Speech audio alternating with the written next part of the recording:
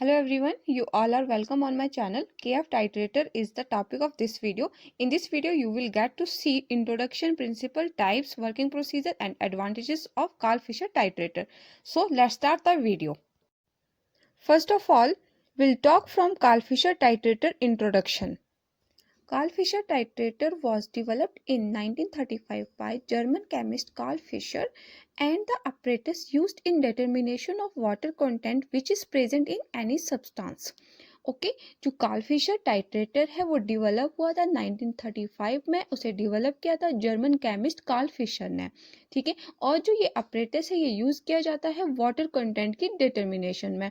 Water content क्या है? The amount of water present in any substance.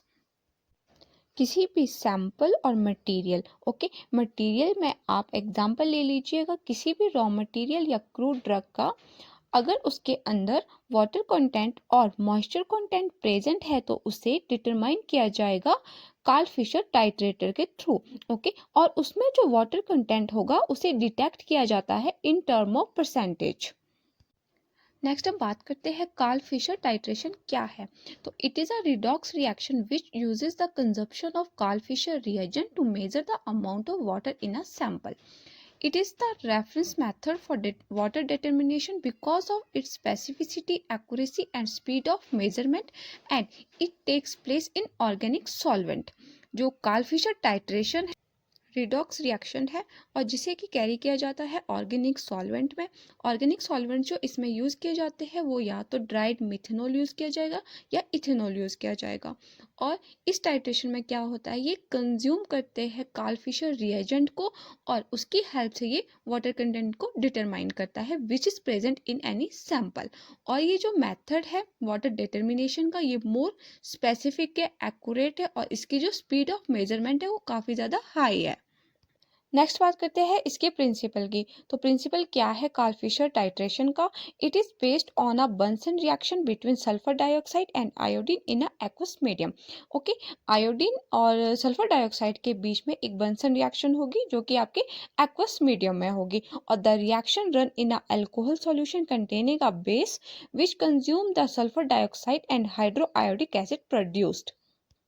Next देखते हैं इसके टाइप्स. कार्ल फिशर टाइट्रेशन के कौन कौन से टाइप्स रहते हैं. तो इसके में क्या रहेंगे, मेन जो है दो टाइट्रेशन के मेथड्स है.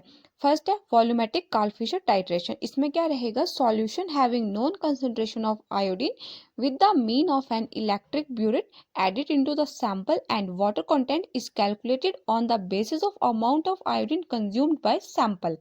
सेकेंड टाइप जो कार्ल फिशर टाइट्रेशन का मेथड है वो है कोलोमेट्रिक कार्ल फिशर टाइट्रेशन. इसमें iodine is electrolytically generated and amount of iodine added to the sample. The amount of iodine in sample determined by measuring the current needed for the electrochemical generation of iodine. When iodine reacting with water, the brown color of iodine reduced to the colorless iodide and the water content determined. Instrumentation of Carl Fisher. Amber color bottle having Carl Fisher reagent. Reaction beaker filled with dried methanol or ethanol. Standard electrode for reading measurement.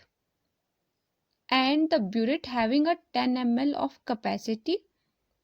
And the silica gel for moisture content prevention. And the control unit for instrument setting and magnetic stirrer to mixing of sample. Next बात करते हैं इसके procedure की. तो procedure में सबसे पहले क्या रहेगा, filling of bottle with Karl Fischer reagent at back side of instrument. Instrument के बैक साइड में जो एमेट कलर की बॉटल होगी उसे फिल किया जाएगा कार्ल फिशर रिएजेंट से. Add a amount of dried methanol or ethanol in a reaction beaker to the extent that the metal wire of electrode are fully immersed in it. उसके बाद जो reaction beaker रहेगी उसे fill किया जाएगा जो भी आप यूज़ कर रहे हो, मिथेनॉल या फिर इथेनॉल. ठीक है. तो उसमें इतना मिथेनॉल और इथेनॉल होगी जिससे कि आपकी जो स्टैंडर्ड इलेक्ट्रोड है उसकी जो आपकी टिप रहेगी वो डिप हो जाए इजीली. और उसके बाद आप कनेक्ट करोगे टाइट्रेटर को to the mains and adjust करेंगे मैग्नेटिक स्टरर की स्पीड को such that the wide end of the electrode do not get exposed.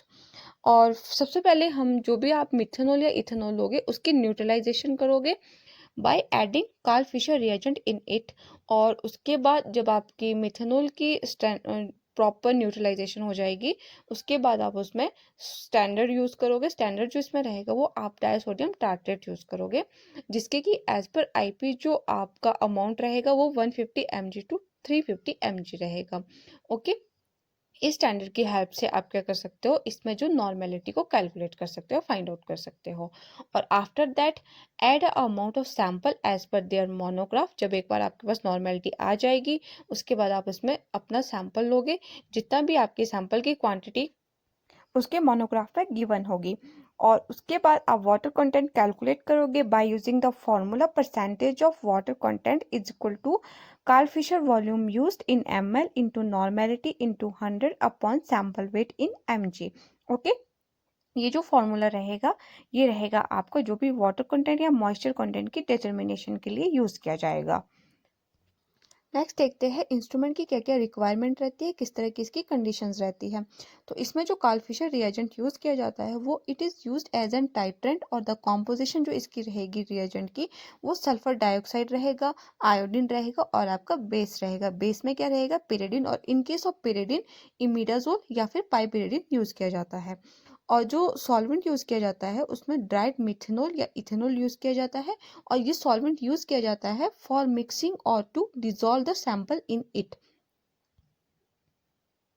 pH condition रहेगी 5 to 8 बिकॉज हाईली एसिडिक और basic samples are needs to be buffer to bring the overall pH into the range.